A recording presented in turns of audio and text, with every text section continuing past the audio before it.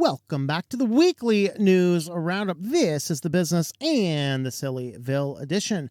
I want to thank everybody for providing your comments in the feedback to the videos and indicating the things I was asking about. Should we do any changes with formats? Do people like it? And for the most part, people overall overwhelmingly like the format. I think it's either YouTube just playing around with the algorithms, or some people didn't click on it because they didn't realize it was a news program. So we're doing a couple things different. We're going to be doing just indicating a few more places on the thumbnail that it's a news, including that in the title.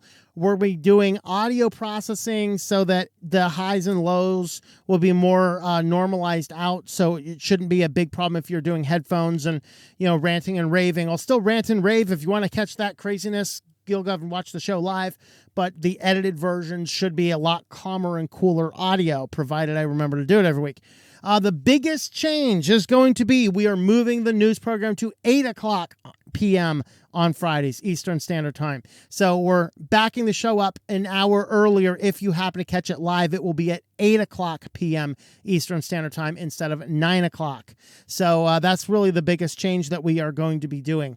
So with that, let's go ahead and get diving right on into the news. First is just a really quick story. The Linux desktop market share. Somebody shared this on our Matrix server. So I thought I'd go ahead and include it in here just to show you how massive overtaking Linux is taking the world. And you'll see over here, it's this little line right here. It's just above 0%. It's 1.32%, but it's up 0.48% from the previous period. Mac OS, of course, is also up 0.89 at 2.3, and Windows is down. Okay, hey, any drop in Windows usage to an increase in Linux, bonus. We're moving in the right direction. We're not moving fast. We are a slug on the highway, but we're getting there, guys. We're getting there. So overall, majority of people still saying they use either Ubuntu or Arch Linux, with Linux Mint over there and Manjaro. Like, Linux Mint almost looks like the lowest number on all of these. That is a travesty. Manjaro's beating Linux Mint by 0.01%. So disappointed. Oh, well. At least it's Linux. All right, and stat counter has Windows, Linux at 2.8%, Mac at 17%. So stat counter has completely different uses.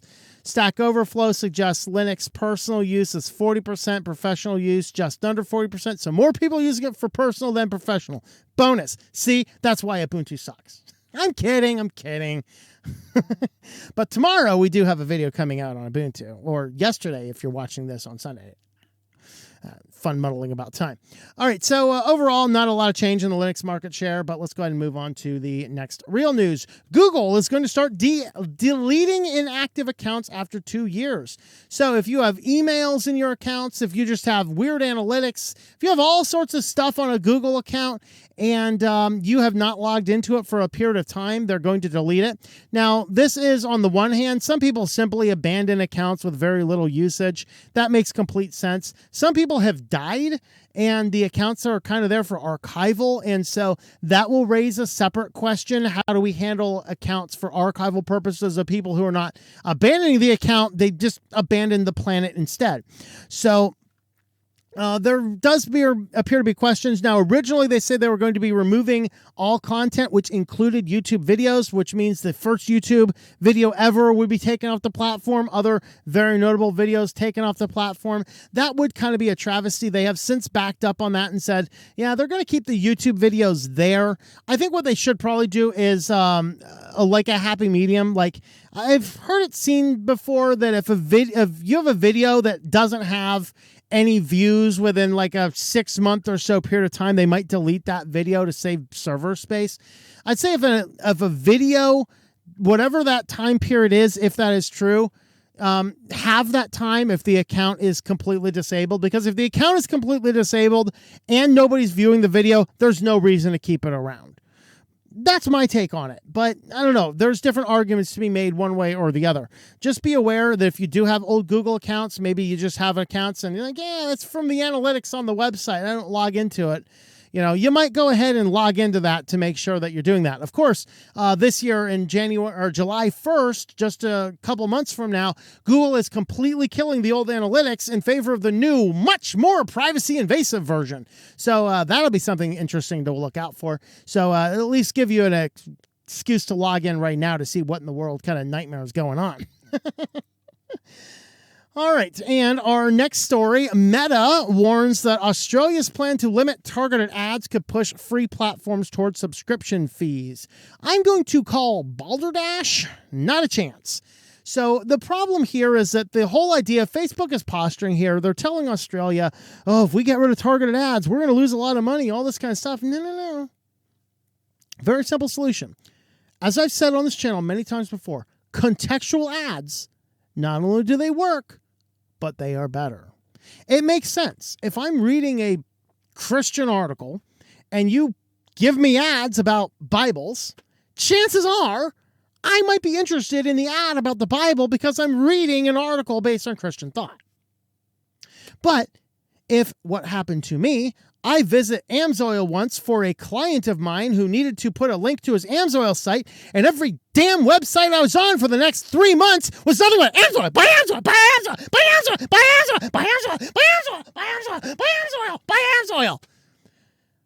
That is the first step that caused me to get away from Google. And I'm sorry, I just scared my cat. I probably scared the rest of you guys too. Don't worry, I'm still here and I am of sane mind. Maybe. Well, was I ever really? The problem is, when you start doing targeted ads, people stop looking at your ads. They don't want to be chased around the internet. Contextual ads are better. Contextual ads are better. So Facebook, of course, Facebook gets more money themselves if they have more personal data. That's why they do not want Australia to do this. But of course, the law here is that they want to ban all of this. That basically makes the collecting of personal information a moot point because you can't really use it for anything if you can't use it for targeting ads. And so Facebook's like, oh, you can't do that. That'll hurt our business. And no, it won't. Just put up ads contextual to the page you're on. Okay, it's the way the internet was started. It's the way all these companies did well. And frankly, it gives people a diversity of ads, which means they're probably more likely to buy because you're not being annoyed by some stupid company that has in their mind that you visited their site once and so it's all you want to see for the whole rest of your life. But I thank AMSOIL, although I will never, ever, ever, ever, ever be a customer of yours, you morons. But it got me for the first time thinking, maybe I shouldn't use Google and maybe I shouldn't be logged into a Google account.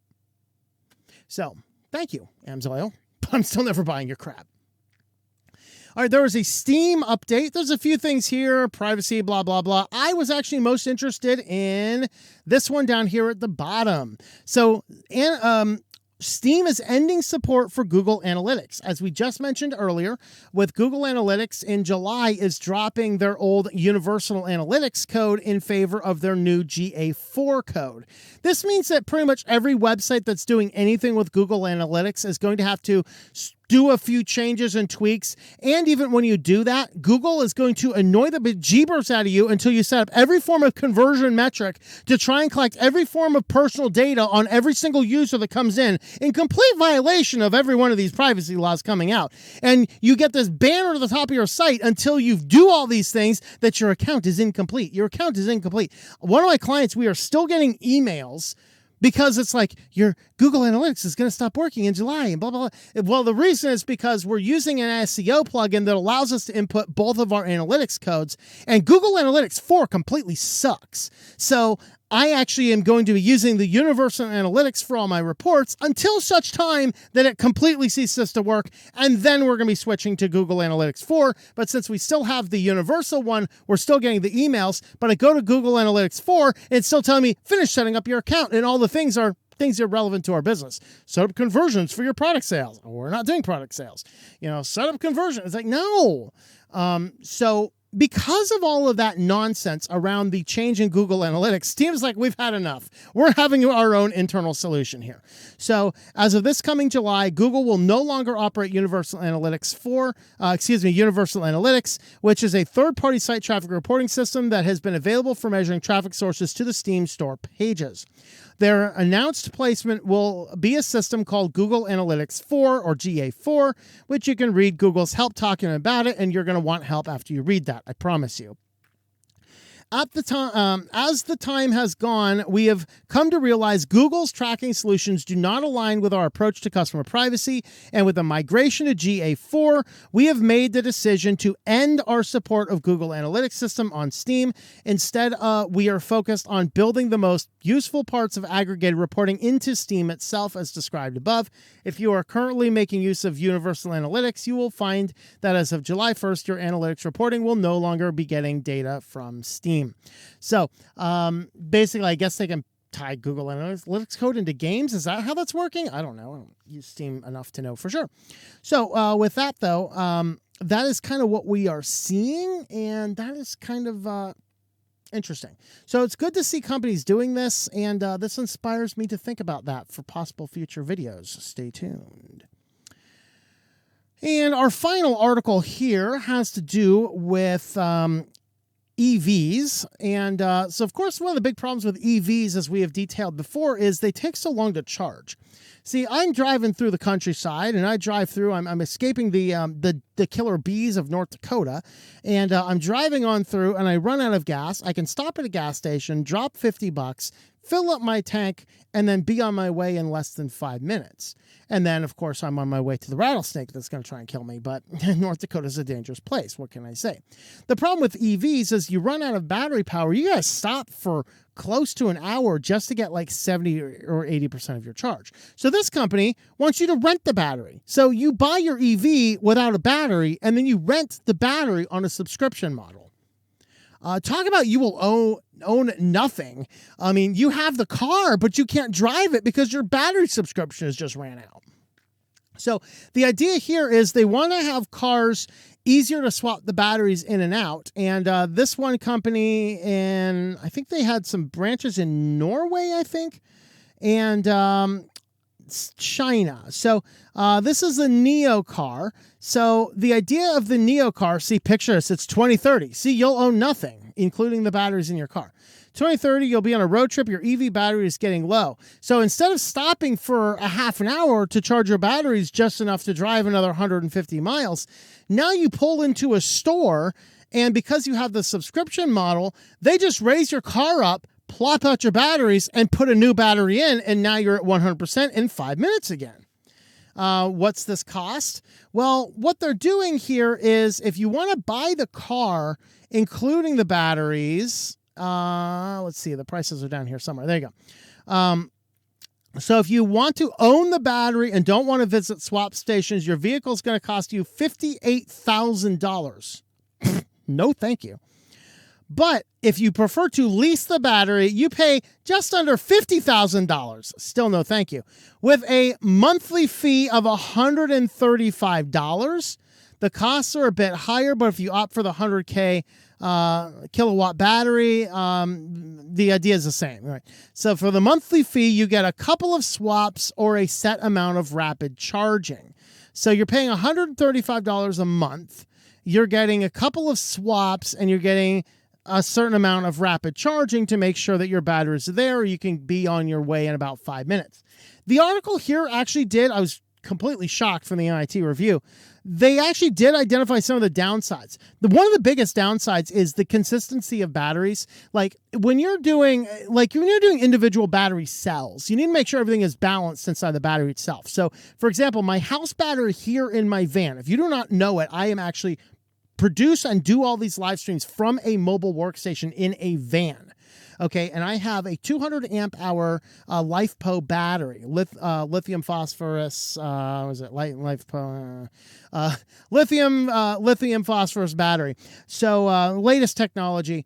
That battery is made of 8 cells. Each one of those cells is a 3.2 volt 100 amp hour battery. I have them in pairs, so I have 2 pairs put together in series to bring them up to 200 amp from 100 amp, and then I put those into parallel, or into I put those. I gotta remember all the directions. Parallels in series. One of them will double the amperage. One will double the voltage. Right. So I put them in series and parallel pairs together to produce one battery that's 200 amp hours. The problem is if those individual 8 cells are not exactly charged perfectly, the whole battery suffers. Now, that's not generally going to be an issue with these, but what the issue you might get is you might be driving in with a brand new battery pack and they're going to swap it out for one that's been in 787 other cars, and this battery pack only has like 80% of its regular life anyway, and you don't really have any idea which one's which until you actually start driving, because you don't really know your batteries are giving you problems until your batteries are actually giving you problems. Okay, so that really is part of the issue here.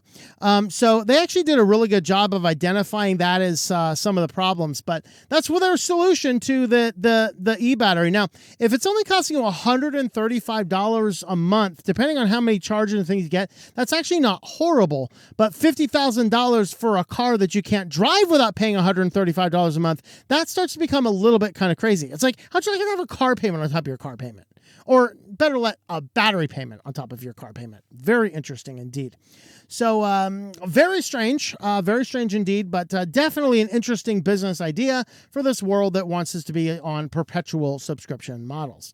Well, if you want to help support this channel, we do use affiliates. Today we are highlighting Nord VPN. If you are in need of a VPN, once again, look at this. I just catch this exactly when those sales are coming in, 8 hours to the end. By the way, in 8 hours, this number is going to reset. No pressure, jump onto this right away. And I also tell people, I always warn people, a VPN is not something everybody always needs, but there are very good reasons to have one. If you need a VPN for those reasons, security in coffee shops, breaking out of a geo IP location, moving your IP address around, or if you are pretty sure your ISP is doing nefarious things with your IP address, VPNs do make sense in those situations and circumstances. Using my affiliate link here, tlm.li/Nord,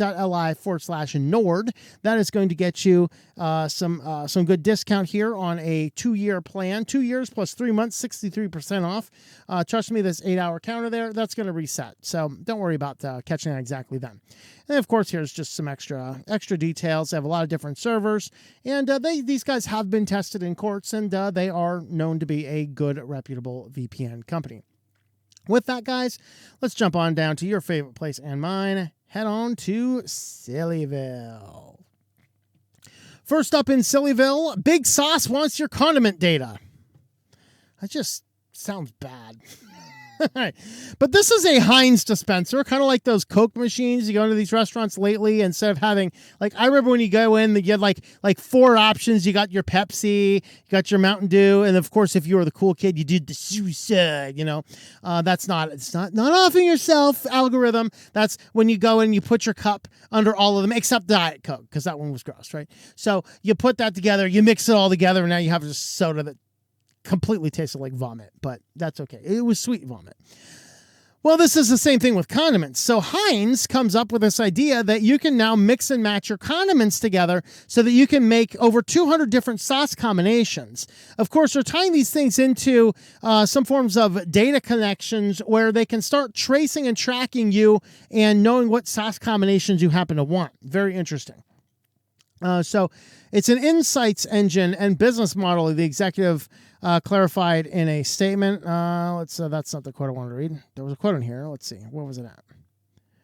Heinz Kraft said the machine will offer folks the power to personalize their sauces like never before. Yikes. So Chipotle ketchup is a well-trodden territory, yet Heinz claims the touchscreen dispenser will deliver 200 potential sauce combinations. It debuts at Chicago's 2023 National Restaurant Association show, among them the horrific Mango Ranch, Chipotle steak sauce. Yet what's actually concerning here, aside from the potential sauce graveyard, is that Heinz plans to do After Dipper's Dip. To put it lightly, it's more than a sauce dispenser, says the vice It's an insights engine and a business model, he says. The machine will enable $47.75 billion sauce giant to understand and respond to customer trends and flavor pretenses in real time. So in other words, they're kind of using this to figure out they're using the machine, collecting the data on what people get, and then using this, feeding it back to determine what types of sauces they should make to sell in the store later. Very interesting. And that I can say, as long as it's not collecting any other customer data, this might actually be the pure case of anonymized data. It is the anonymized sauce data. Okay, whatever. Well, our culture has become crazy on tipping. It's become so crazy on tipping. This is a self-checkout machine now asks for tips. So you're not putting an employee there. You're telling me I need to go around the store, collect all the things I want, and then you're too lazy to open a register where somebody can run the thing and do the transaction, give a smiling face for a positive experience in the store. And then what they're going to do instead of that is they're going to force you to use the self-checkout at no discount. Of course, Maine, we talked about a previous episode of Weekly News Roundup when Maine, I believe it was trying to pass a law mandating a discount for forcing self-checkouts. I might use a self-checkout if it saves me another 5% or 10% of my order. But now the self-checkout is going to ask for tips. Tips. You're going to ask for tips on my self-checkout. What on God's green earth for? What am I tipping you for? You're being lazy. You're not showing up. You're just providing a place for me to come over, scan stuff myself, pay myself, get frustrated that your machine rarely ever works. That's all you're doing. And then you have the audacity to say, you want to tip us? Here's your tip. No, I'm going to tip you. Tipping is getting so far out of the ordinary. Consumers already contending for the squeeze on their bank accounts due to inflation now are facing more pressure as businesses introduce new tipping features at self-checkout. Companies, including airports, bakeries, coffee shops, and sports stadiums, have now introduced the self-serve tipping options where customers can leave tips, including the typical 20%, despite facing minimal to no interaction with any employee, according to a recent report. Customers feel obligated to leave tips as they question where and to whom the extra money is actually going. No, I just refuse to leave a tip when it's very clear to me that nobody's doing anything anymore. Okay, I tipped a couple bucks because I went to a sandwich place downtown Lewisburg last week, and we go in there with a friend, and we place the order up at the counter, and he's like, is this for here or to go? He says, for here. Oh, just go back at the table. We'll bring it out. So he goes out to the table, and those guys were out 5 or 6 different times. Hey, do you need anything else? How's everything going? It was kind of like a restaurant, just like any old sit-down restaurant. It wasn't. We ordered the cash register. They brought the stuff out to us. It was great service. They kept on coming out, making sure things were clean. They took the baskets when we were done. It was a great service, and we left a few dollars tip for them because they provided a great service. But when I'm going to like a Starbucks and I'm ordering just a black coffee, don't ask me for a tip. Okay? You're taking a cup, you're going on a thing, and you're doing this. Now, if I'm ordering like a big frou-frou drink that takes you 5 minutes to make, I'm more inclined to leave you a little bit, but not a lot even then, because it is kind of your job. If you're a waitress and you're coming to my table and you're constantly coming and making sure things are working, hey, I'll tip that all day long. But all this modern thing, any checkout that they're turning it around and I'm putting my thing in, you want to leave a tip? No. So yeah, it's kind of exciting. Well, next up, there is a brand new Telly, the free smart TV. So with ads, it says this is a 55-inch smart television that is actually free. They're giving away, was it like 500,000 of these or something like that, or is it 500 of them? I forget. They're giving away a certain number of these TVs completely free. You just sign up for it, and you guess the raffle. It's a 55-inch TV, and you can see a picture of it here. And then it has the speakers, and then under the speaker is a perpetually running ad.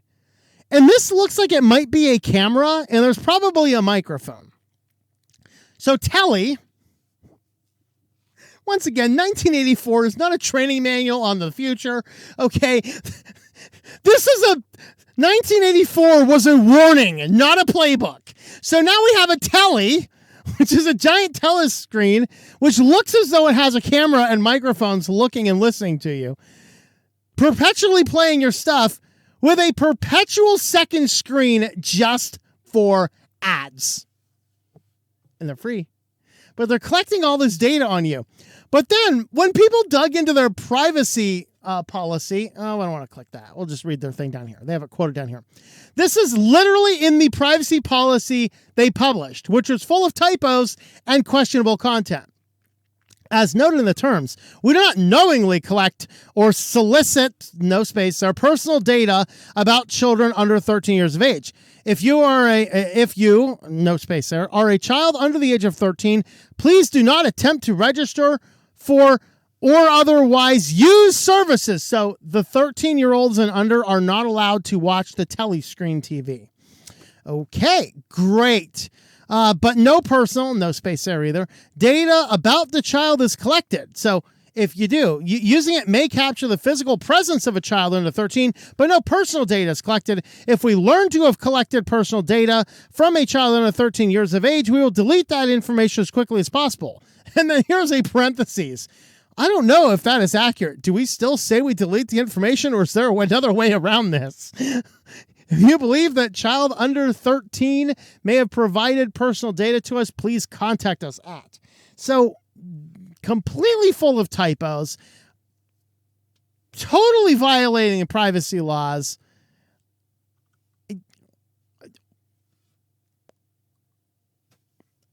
Here's the fun thing. Can I get my free 55-inch television and then pop out that bottom screen, disable any possible cameras or microphones, and get myself a free 55-inch TV? That'd be awesome. I'm done with that. Can we hack that second screen? We'll be running Linux down there, so I'll redo my K-word UI, and I'll have all my UI stuff down here, and this will be my ultimate Cody box. Oh, I said the word. My friend's name is Cody. He's a really cool guy, and he doesn't use the Cody box. He uses the Plex box instead. You know, I'm already sunk. Whatever. Might have to beep those words out. All right. So, no. And finally, Montana is banning TikTok.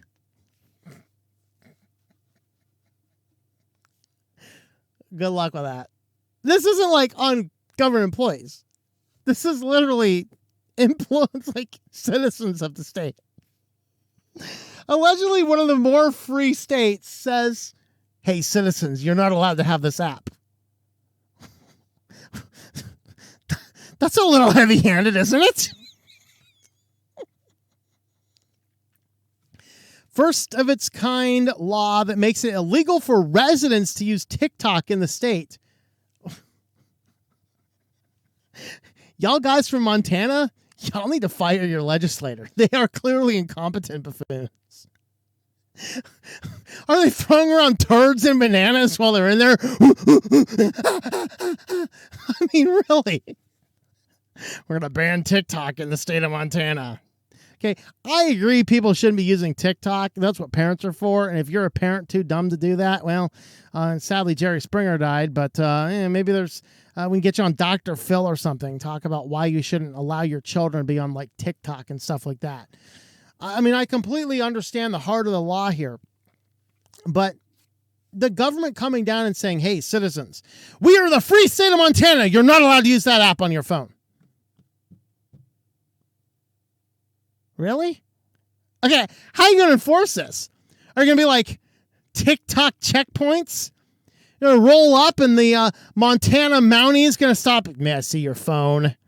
You got TikTok. You're going to jail, boy.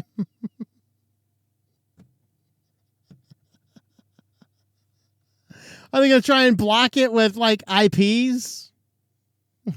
VPNs are a thing.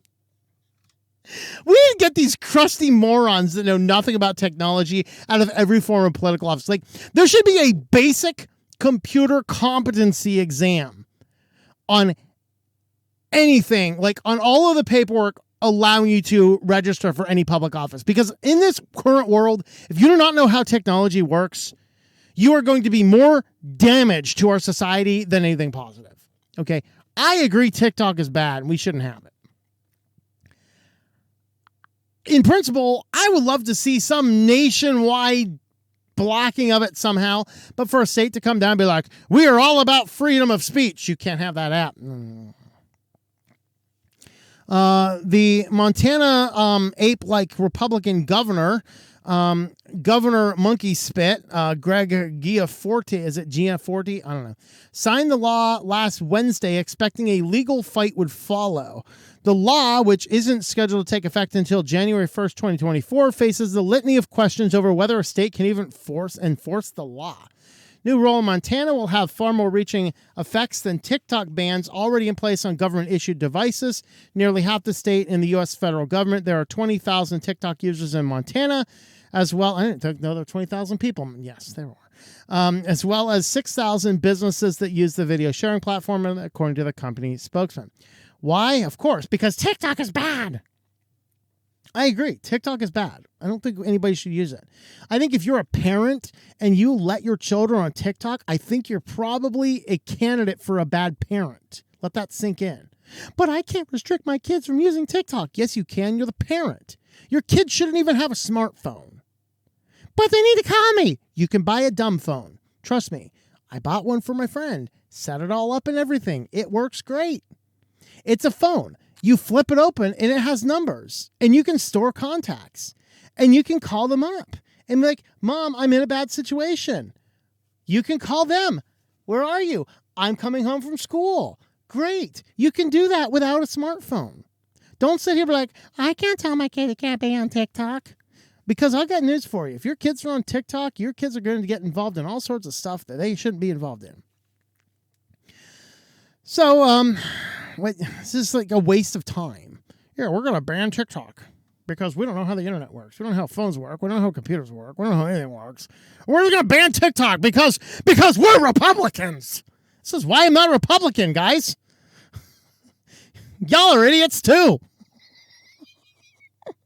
My Lord. Well, if you want to help support this channel, we do have a locals page, switchedtolinux.locals.com. You can join us on over there. Join the show. And with that, thank you for watching, and we will see you all next time. Thank you for watching this video from Switched to Linux. This channel would not be possible without the backing of the program supporters scrolling on the screen now. You can be a supporter at Patreon at patreon.com/TOMM. or at thinklifemedia.com. I also want to thank the open source community who creates such excellent software that makes producing this show possible. Please remember to support your software communities. Thank you, and I hope that you enjoy switching to Linux.